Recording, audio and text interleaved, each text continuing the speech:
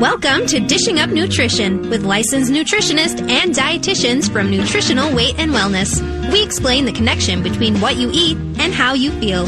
Stay tuned for practical, real-life solutions for healthier living through real food nutrition. Slow down, you move too fast. You got to make the morning last. Welcome to Dishing Up Nutrition. But you're wondering, what are those nutritionists going to talk about today? Well, let me answer that. This morning, we're going to discuss the food connection to autoimmune diseases. And I'm sure some of you may be thinking, so what is an autoimmune disease? Mm-hmm. You know, I believe the best way to describe it is an autoimmune disease is an disease of inflammation, basically. Yep. Which often results in pain, a lot of pain for some people. So each autoimmune disease has a name. You know, we have heard of many of these, like rheumatoid arthritis, Yep. Graves' disease, fibromyalgia, lupus, Crohn's disease, MS, asthma, type 1 diabetes, which is new for people. The list goes on and on. It does, Brittany, yes. And sadly, about 50 million Americans suffer from some type of an autoimmune condition. And actually, conventional medicine really hasn't found any solutions that work for most people. That's true. So, yeah, we know that there are drugs like prednisone, which can help reduce the inflammation. But because of the serious side effects, prednisone is not a long-term solution. No. Because I know about doctors want to get you off of that as soon as possible. So today we want to discuss some research that has found that there are certain foods that you might be eating that may be the cause or the root cause of your autoimmune disease. So let me be clear. There is really no magical answer. No. We work with a lot of people with autoimmune, don't we? We do. It's hard work. Mm-hmm.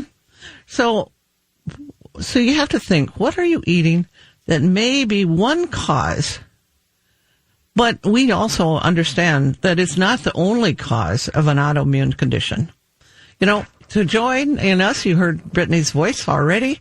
We have two dietitians in the studio with us this morning, and we're all going to look at studies that have kind of pointed to the food connection to autoimmune diseases. So, Brittany, introduce yourself. Happy to do so. I am a registered and licensed dietitian. I see clients out of our St. Paul and Lakeville offices. I have a lot of long-distance clients as well, so I talk to them via phone or Skype. I just got married last year, and I have been a dietitian for over 7 years now. Oh, wow. Time flies. Yeah. Oh, my gosh. And I would say at least half of my clients have an autoimmune condition, or at least one of them. It's common to have more than one. Yes, it is. Yes, yeah. I agree. So autoimmune digestive problems such as colitis, Crohn's, we see a lot of individuals that have that. Vast number of my clients have skin problems such as psoriasis, scleroderma. Those are both autoimmune conditions. So today we also have joining us Leah Kleinschrodt. And to keep it simple, we just call her Leah K. You did a great job on her name. Thank you. She's also a registered and licensed dietitian, and she has a 10-month-old baby, Landon, and today is her first time on Dishing Up Nutrition. So, Leah, welcome to the show. You know, I know you are a reader of research because you write for us some, and Yes. I can tell. Yes. And, you know, you've kind of researched some things on eating gluten products like bread and pasta and cookies and cakes and crackers and how they are connected to a variety of autoimmune diseases. And I think one of the things you mentioned before we went on air is maybe we should talk about what are some of these gluten grains that we're going to be talking about today. Mm-hmm. Yes, absolutely. Well, first off, good morning, Dar. Good morning, Brittany. Good morning to all of the listeners out there. It's really an honor to be on the show and on this side of the microphone for the first time. And I would be lying if I said it wasn't a little intimidating being here this morning. But one thing I do know how to talk about is how to talk about research. Yes. Yes, you do. Thank you. So to your point, Dar, of those gluten-containing products. So what we're looking at are things that contain the major gluten-containing grains, like wheat, rye, barley. Those are the major players. And so they're very commonly found in things like breads, pastas, pancakes, toast, crackers, things like that. And so back to that research piece that you were talking about, first of all, about a third of the population has a sensitivity to gluten, and that means 1 out of every 3 people. So that's a lot of people. It is a lot of people. So thinking about even the 3 of us, that means at least one of us has that sensitivity to gluten-containing foods. Again, like the pizzas, the breads, the pastas. Furthermore, 1 person in every 133 people have celiac disease, which is the autoimmune gluten-related disorder that has a genetic link. And much more serious in some ways. Yeah, absolutely. Yes. There's like no gluten at all in their diet. No contamination. Yes. Yep. So we know that celiac disease is considered an autoimmune condition. And it's like I just said, it's one of the most serious associated with the gluten sensitivities. So why is eating gluten so bad for someone who has celiac disease? So if you are one of those people that have celiac disease, gluten triggers your body to attack the cells of your small intestines. It's like a little army going in there and attacking the gluten, the tissues or the cells. Yep. And that affects how well you can absorb your nutrients. So you might be eating something perfectly fine, but nothing goes in. So that's what celiac disease does. And it's rather shocking to think that for some people that have a gluten sensitivity, just that one piece of bread or that one pretzel, that's actually enough to damage the lining of their small intestine. So, I think, Brittany, that's kind of hard for people to really, it is. To really get even one little bite of something. I hear some of my clients say, well, what if I eat gluten light? But yeah, even once a week, that really does throw off your digestive tract. And like you said, Dar, then you're not absorbing your food. So even if you're eating healthy food, you can still become malnourished. And the scary fact is that more than 55 diseases have been linked to eating gluten grains. Wow. It's a lot. Yes, it is. Yeah. Yeah, well, I'm going to pop in with just another research tidbit for us all.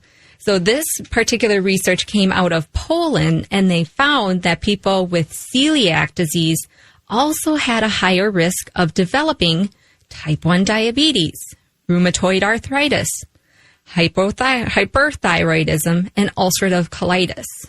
So in other words, someone who had celiac disease, already an autoimmune condition, had a higher risk of developing yet another autoimmune condition.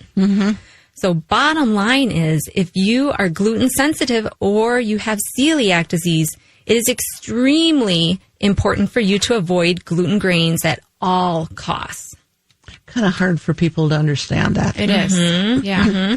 You know, Dr. Amy Myers, she wrote the book, The Autoimmune Solution. It's a really wonderful resource. And she calls this problem the gluten sensitivity spectrum. That's a nice way to put it. It is. Yeah. So that refers to the vast number of people who have a gluten sensitivity. She also said, based on my clinical experience, if you have an autoimmune disease, you are somewhat on the gluten sensitivity spectrum. Therefore, you should avoid gluten like the plague. So what does avoid gluten really mean? First and foremost, you really have to grasp this in your mind, that going gluten-free is the strongest anti-inflammatory remedy you'll ever find. I mean, that's kind of just amazing to think about that it's the strongest anti-inflammatory remedy that you'll find. You know, honestly, I have a client who is so careful about avoiding gluten because if she eats gluten by mistake, I mean, she really tries not to, her kidney will inflame and then she'll have blood in her urine. Wow. And so she is so concerned about preventing damage to her kidneys that she has even developed a gluten-free kind of flour mix. And, she makes that, and she actually developed it to sell to some bakeries. So it's really neat. Yeah. So every 6 months, she has her kidneys checked at the Mayo Clinic. And I'm really happy to report, and she is so happy, that through eating a gluten-free diet, she's actually put this kidney condition in remission. It's amazing. That's very powerful. But she knows immediately. I mean, I was just kind of blown away when I started working with her, that's how sensitive she is. And I think many people are and don't realize it. Yeah. Well, it's already time for our first break. Good. So you are listening to Dishing Up Nutrition, and today we are discussing the food connection to autoimmune diseases. Well, welcome back to Dishing Up Nutrition. Currently there are 80 different autoimmune diseases, and more people each year are experiencing one of these inflammatory disorders. So at present time, medications do not seem to be very helpful. So right now, the most effective treatment is following an anti-inflammatory diet and making lifestyle habits changes. One of those might be sleeping 8 hours rather than 5. And trying to do that most nights. And then participate in some kind of movement therapy. Like move. That's basically what they're saying. The dietitians and nutritionists at Nutritional Weight and Wellness are all trained to help you follow an anti-inflammatory diet and support you in making the necessary changes to your lifestyle habits that will benefit your healing. So if you're having a sleep problem, we work hard to help you get over that. And if you're suffering from pain and inflammation from an autoimmune disease, it makes sense to set up an individual appointment with one of our dietitians or nutritionists. So you can call 651-699-3438, and let's find a time and a location that best fits for you. If you live out of state or out of the country or wherever, you can do Skype or phone appointments. And Brittany, you referred to that. You have a lot of clients. Probably you do too, Leah. So again, our number is 651-699-3438. And we have a caller, right? We do have a caller. Good morning, Monique. Welcome to Dishing Up Nutrition. Hi, good morning. Good morning. You have a question for us? Well, sort of. My husband has something called Crohn syndrome, and each of those letters stand for a different autoimmune disease. And we have been dealing with it for several years now. And listening to you this morning, it's very intriguing about doing this. And so I just don't know where to begin. To even start with him, because it will be a family lifestyle change. Yeah, exactly. Change for him. I'm sorry? Has anyone talked about going gluten-free or put you on a gluten-free eating plan? Never. Okay. Never. But we suffer. We are followed by the University of Minnesota, and he suffered quite a bit from the different ailments from these diseases.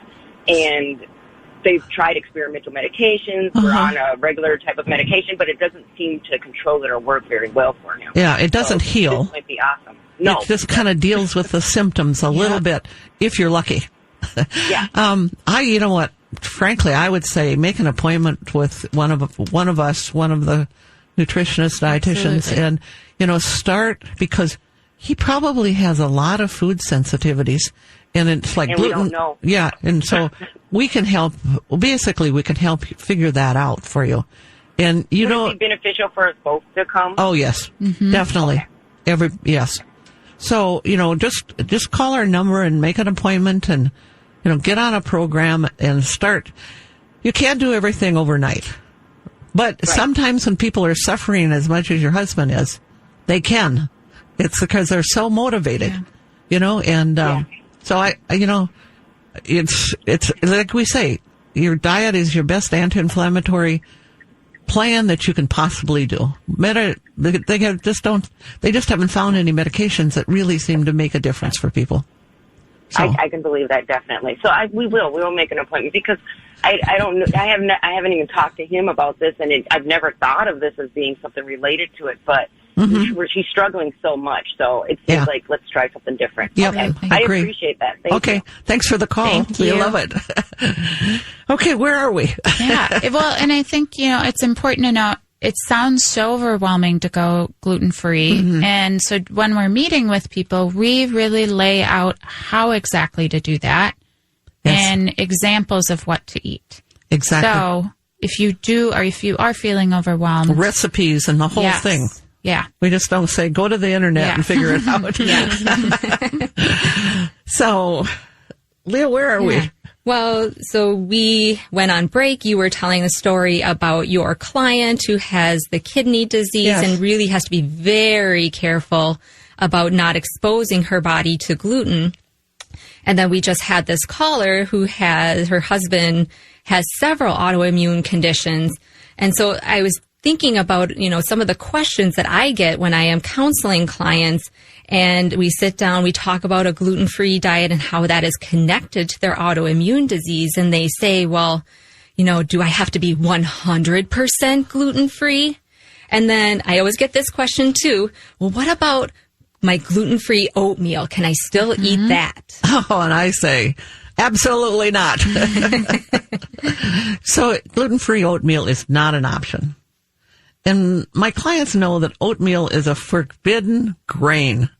I just don't understand why oatmeal has gotten it's so important for people. Yeah. They can give up other things, but they have to have their oatmeal. We've been told for so many years that it's heart healthy. Yeah. Yeah. Well, the other thing is we often say gluten-free, but I always go the next step and say grain-free. Makes it simpler for people. Maybe they could have a little bit of wild rice, maybe a little bit of quinoa, but every other grain is out. So. And Dr. Amy Myers, I mentioned her earlier, and she definitely agrees with that as well. She says, when I tell you to avoid gluten 100%, I mean 100%, not 99 or even 99.5. Even a tiny amount of gluten can set off those antibodies and trigger your immune system to start attacking your own tissues. Well, that's exactly what my client with the kidney disease, she knows a tiny little bit that she'll suddenly have blood in her urine. Ugh. So, So Brittany, not worth it. So gluten light is not an option in these situations either, right? Yeah. So Dr. Amy Myers also said, if you have a gluten-reactive autoimmune condition, even 4 little cheats in a year can keep your antibodies, which is the measure of how your immune system is doing. It keeps your antibodies and your inflammation levels elevated all year round. So the reality is, if you want to feel great again, you just can't cut back. You have to cut it out. Yes. Entirely. So how do you make that commitment to your health? A question, and I think the caller, like her husband has so many, he's feeling so bad, he probably won't have that much trouble making that commitment. A question I ask my clients, who's in charge? You or that piece of bread? It's a good way to put it. Or maybe it might be a sweet roll or a bagel. So what's going to be? That is a question that you have to ask yourself. What am I going to do? And I think a lot of people need that ongoing support and encouragement to stay gluten-free, and that's where we come in. So many of my clients, they see me once a month for an hour, and it helps them to stay focused. And the longer that they practice gluten-free, it becomes just their way of eating. And I can say that from personal experience. You do it long enough, it's just a way of life. It's and a way you of life. don't even think about it. So, I'm sorry, go ahead. Oh, and I was going to say, and naturally, then it just cuts out a lot of the processed food. A lot of the junk food. Yes. Yeah. So let's address the question of the day. What does it mean to be gluten-free or even grain-free? It means saying no to your old way of eating and snacks and replacing it with real food, which is really full of nutrients without any of the gluten or any of the grains. So it says vegetables often replace the grains. Yep. Yeah. Yes. So one example of that Like right now here in Minnesota, it's morning. And so let's do an example of what a tasty, gluten-free, and even grain-free breakfast would look like. So maybe you like eggs. So maybe you would make an omelet or an egg scramble, use some heavy cream in there for some good healthy fats. Maybe have some bacon or some sausage mixed in with that as well. A variety of veggies. So maybe it's diced celery, onion, red pepper, broccoli, spinach, all of that cooked in butter or coconut oil. And then on the side, additionally, you could have half of a sweet potato sauteed in some avocado oil. I think a lot of us eat that way. And it's tasty. It is.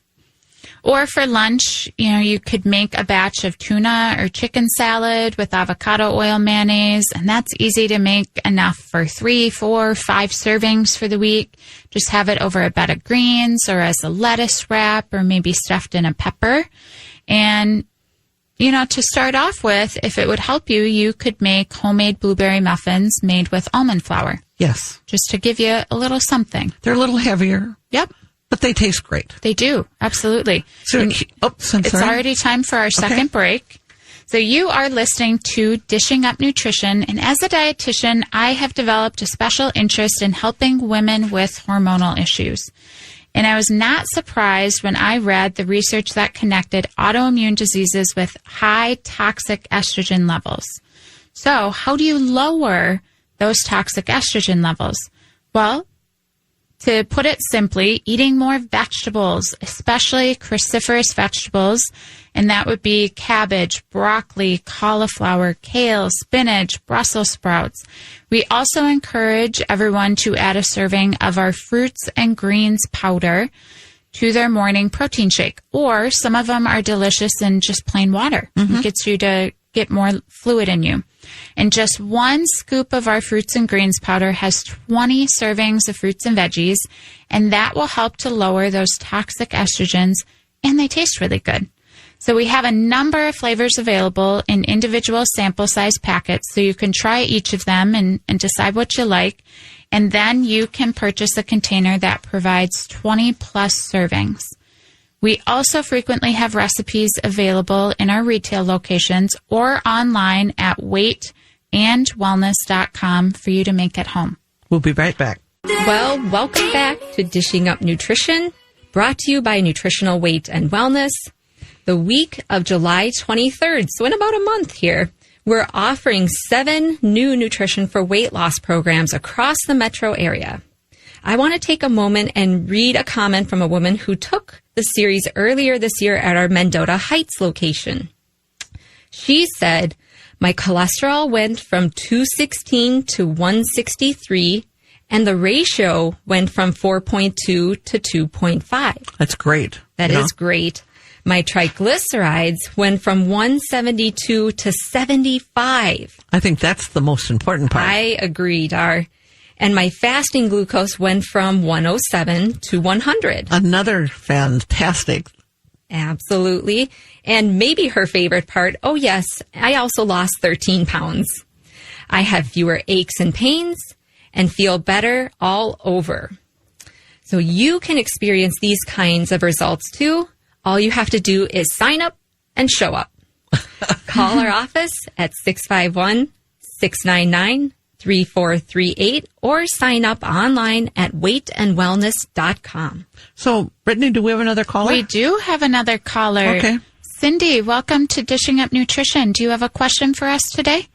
I do, and it's probably a simple answer, but so do you feel the same about the steel cut oatmeal as the regular oatmeal? Definitely. Yes. Okay. But rice is okay. What? I mean, rice would still be a grain. So for a lot of people that have an autoimmune condition, we would also recommend eliminating rice. Okay, I'm looking for something that I can have for a few days. I was just going to put a little protein powder and do steel cut oats. I have a cough that hasn't ended, and I've been scoped from top to bottom, but I feel like there's an irritation, so I needed something smooth. It's hard to do smoothies because I'm dairy-free. Any suggestions? Sure. Well, I think the smoothies could be a great option, and you can use like a beef protein that would be dairy-free, and then the canned coconut milk is wonderful. It gives you some creaminess. And then your veggies, if you want to put them in there, and fruit.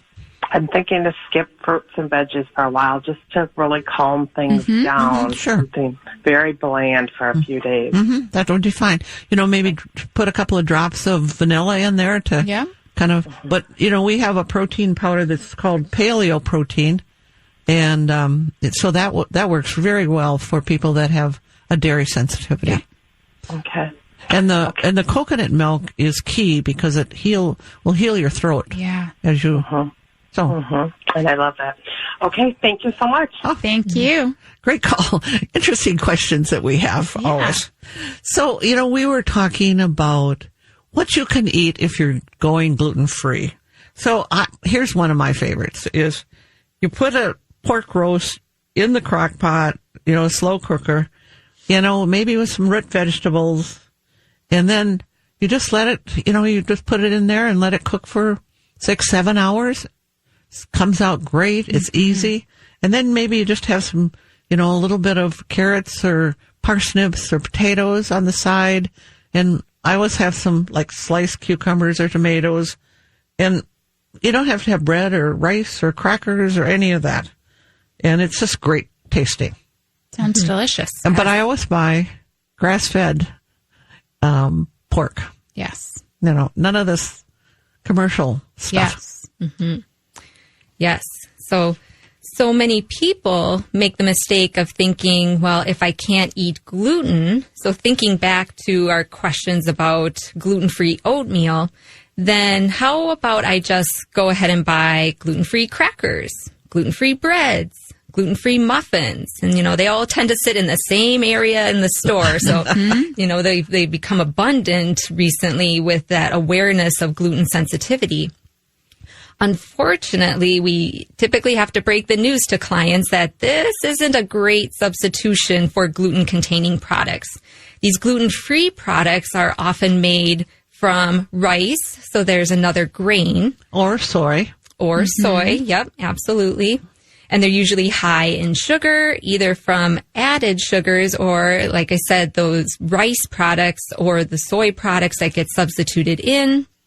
Plus, they have to add naturally occurring gums, such as xanthan gum, to improve the texture or try to make it feel like regular bread or taste like regular bread. But often these additives cause gas and bloating and other digestive symptoms.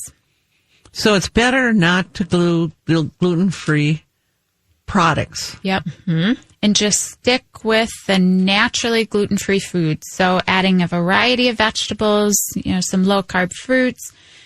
Because for the most part, those gluten-free products, they're not going to be healing foods for us. But the real food, like vegetables and low-carb fruits, will give you the nutrients that you need to heal. Yes, so let's look at some additional research.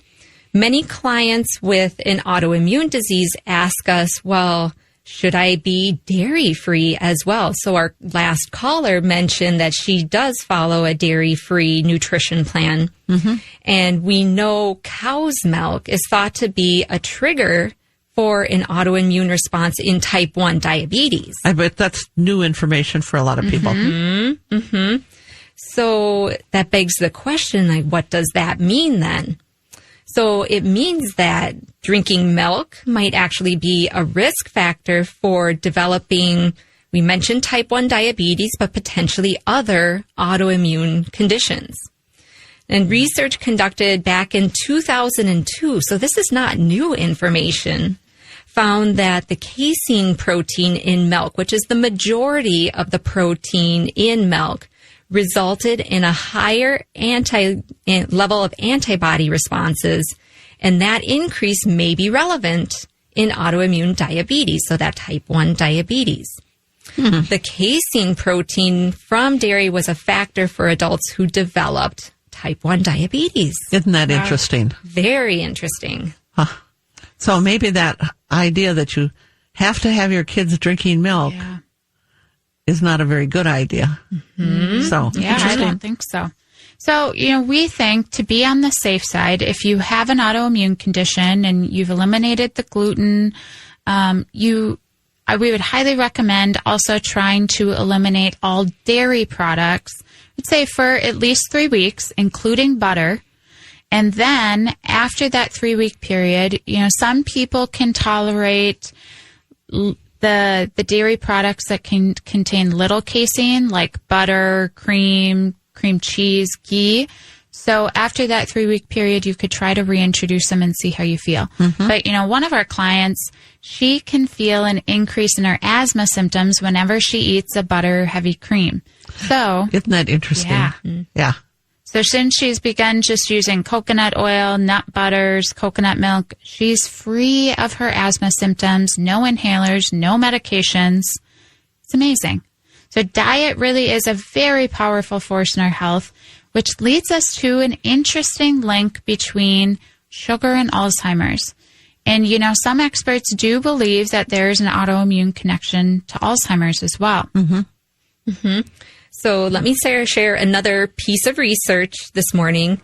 There was a long-term study that was done over the course of 10 years. So if anybody reads research, 10 years is actually a very long time. Mm-hmm.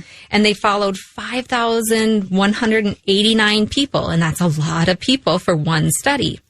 They found that people with higher blood sugar levels had a faster cognitive decline than those with normal blood sugar levels. Well, so what does that mean? Cognitive decline. I bet a lot of people, listeners out there that are not familiar with some of these words are saying, what does that mean? Mm-hmm.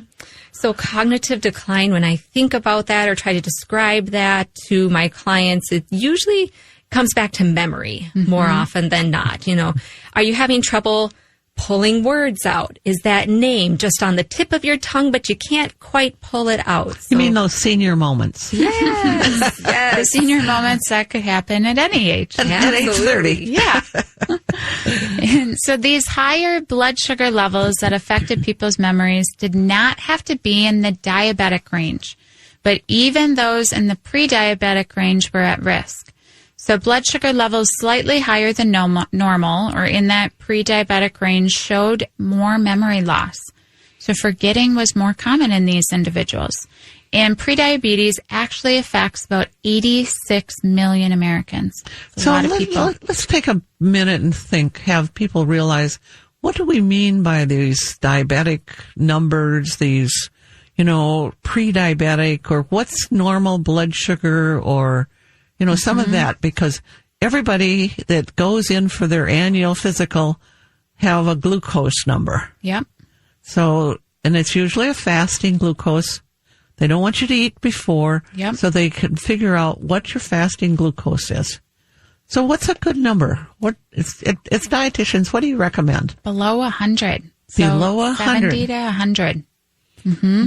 So if it's 111, is that a risk? Be in that prediabetes range. Yeah, I think that's a risk factor. Mm-hmm. And what are you guys seeing for people? Do you see, generally, when people come in, what kind of numbers are you seeing? There's a lot of people over 100. Okay. Yep. And are they seemingly concerned? Well, that depends. Sometimes it's not even their doctor doesn't even address it. And say that it's necessarily elevated. Mm-hmm. And whereas some would get that prediabetes diagnosis and be more alarmed. And I think once they have the diagnosis, then it becomes more scary. Mm-hmm. Yeah. So we know as nutritionists, dietitians, that grains often increase blood sugar very fast. Sure do. Yep. Where if you eat most vegetables, it doesn't increase blood sugar that much. Mm-hmm. So before we talk more about blood sugar, we're going to take our third break. You are listening to Dishing Up Nutrition. If the times and locations available are just not convenient for you, you might want to take our online version of our life-changing 12-week Nutrition for Weight Loss series. You will still receive the 2 one-hour individual nutrition appointments, and you may choose to do them in person or via phone. And the class member who Leah just mentioned from our Mendota Heights location also said, when I met with my nutritionist, I felt like I had someone in my corner who cared. I felt like I was more than just a number. I received individual care. That is a great comment. Yeah, we love hearing that. So if you live outside of Minneapolis, St. Paul area, we provide 2 one-hour phone appointments to address your individual questions and needs. So you can call us at 651-699-3438, and we can set up everything for you. And we'll be back in a minute. Well, welcome back to Dishing Up Nutrition. At Nutritional Weight and Wellness, we always believe that healing comes from food first. But we also have at least 15 different anti-inflammatory type supplements to aid in restoring your health and energy. And one of the most recent supplements is called PRM Resolve. So what is it? It's a new nutritional supplement that contains specialized pro-resolving mediators found in fish oil. So with today's new technology, they are able to isolate and concentrate these anti-inflammatory components into a soft gel capsule. Taking 2 to 3 of these PRM Resolve soft gels daily has helped lots of our clients reduce both pain and inflammation. You know, just an idea. We have 15 different ideas for you. Yeah. So next Saturday, Melanie and Teresa discuss self-care habits that help with weight loss. That'll be good. Yes, it will. They're fun.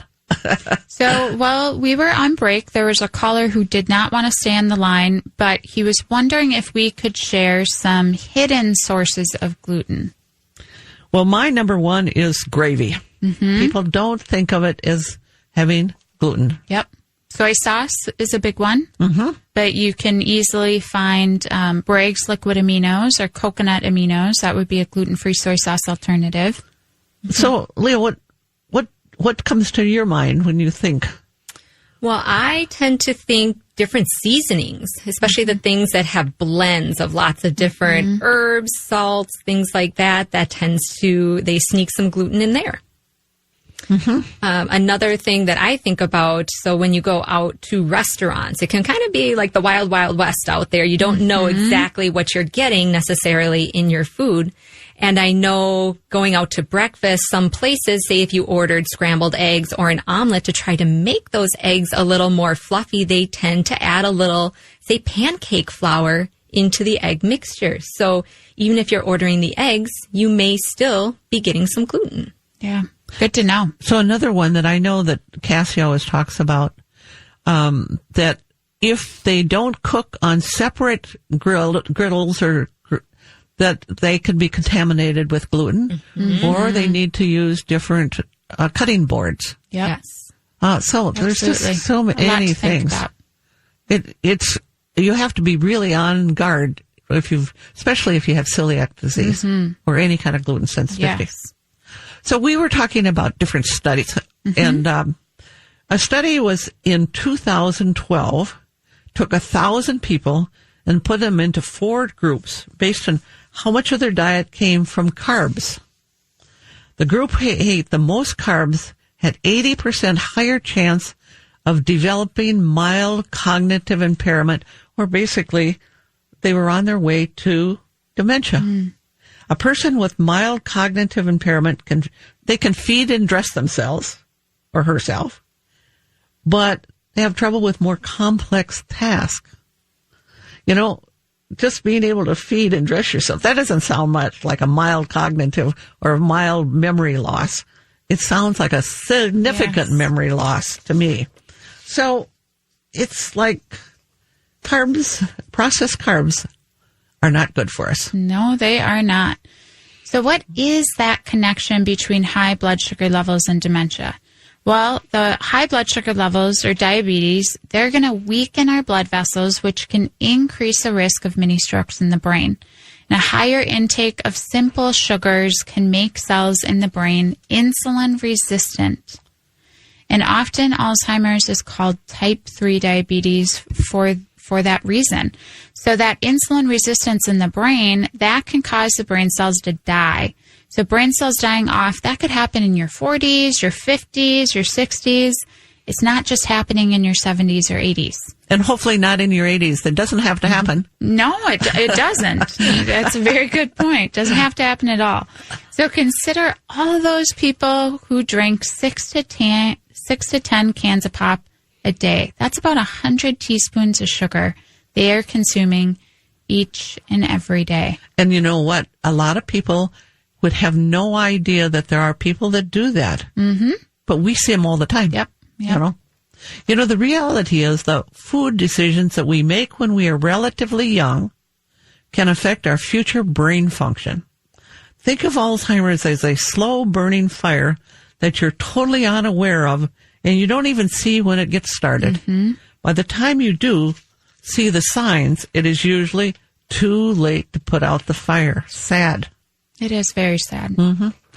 So, I think every person's goal should be getting their blood sugar in a good normal range, which again would be 70 to 100. And that's important for so many different parts of our body, not just our brain. And so for most of us, that means eating no processed carbs at all, or just eating very limited processed. And I think for myself, it's been a goal of mine probably since I've been 30. So for 50 years, I've been practicing this. And I've been successful. It is neat. It is very neat. Yes. So today, as we're starting to wrap up our show, we were only able to touch on 2 or 3 foods or things that are known to create inflammation in our bodies. But we know that there are many more out there that we couldn't cover just in a 1-hour show today.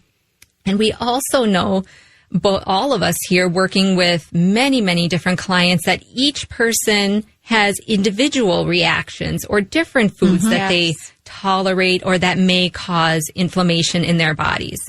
So perhaps we're going to have to come back and do another show to discuss the food connection to autoimmune diseases.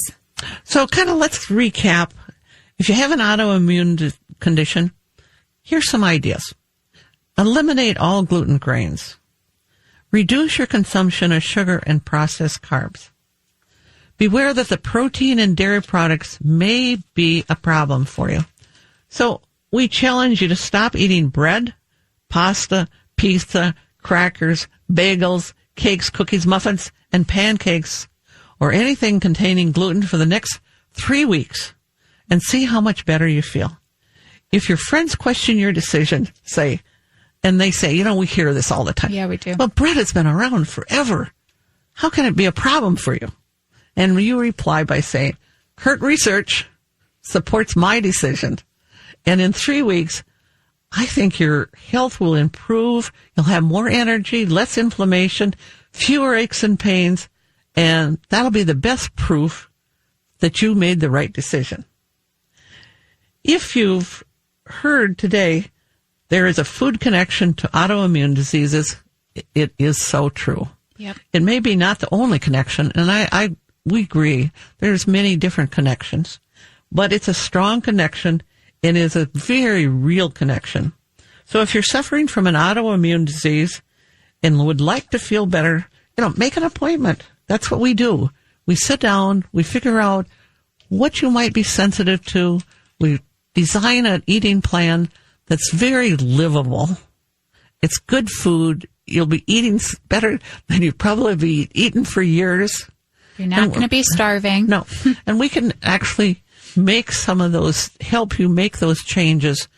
And, the other thing I think that people are afraid to come in because, they might weigh a little bit more than they want to, or they think that we're going to take away everything, or they have such fears. Yeah. Well, we're non-judge. We just are not judgmental. We're here to help. Yep. Absolutely. So our goal at Nutritional Weight and Wellness is to help each and every person experience better health through eating real food. It's a simple, yet very powerful message. Thanks for listening to Dishing Up Nutrition. If you enjoy this podcast, please share your favorite episodes with a friend or leave a review on iTunes, Stitcher, or iHeartRadio. The content and opinions expressed are those of the host or presenters. They are not intended to diagnose, treat, cure, or prevent disease. Product statements have not been evaluated by the FDA.